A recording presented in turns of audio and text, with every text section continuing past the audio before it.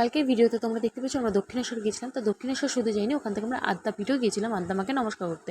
তো দক্ষিণেশ্বরে কিছু আমরা সময় স্পেন্ড করে মেয়েদের কিছু খাইয়ে তো আমরা টোটো করে বেরিয়ে পড়েছিলাম আদ্যাপীঠ। তো আদ্যাপীঠের যে মেন মায়ের মন্দির সেটা খোলা হয় 10:30টার সময়। সকালে যদিও খোলা হয়, আমরা তো সকালে পৌঁছাতে পারিনি, আমাদের পুজো সারতে 8:30 ওখান থেকে বেরিয়ে এসেছি আমরা 9:30টার সময়, মানে আদ্যাপীঠে পৌঁছেছি 9:30টার সময়। তো আমরা 10:30টায় মন্দির খোলা হয়। তো কিছুক্ষণ বসে আমরা আদিমাকে নমস্কার করলাম, মহাকালকে নমস্কার করে কিছু ভিডিও সেলফি তুলে আমরা আদ্যা মায়ের যে মেইন মন্দির তার সামনে বসার জায়গা, আমরা তো আদ্যাপীঠের মন্দিরে উঠতে পারি না, তার সামনে কিছুক্ষণ মানে কিছুটা বসার জায়গা আছে অনেকটা বড়, সেই স্পেসে আমরা বসে কিছুক্ষণ রেস্ট নিয়ে তারপরে মেইন যে 10:30টার সময় মেইন মন্দিরটা খুললো না, বিশ্বাস করবে না, এই হচ্ছে মানে ঠাকুরের যে জাগ্রত, মানে এতটাই জাগ্রত চোখ থেকে জল বেরিয়ে আসার মতো। যাই হোক, বলার কোনো ভাষা নেই।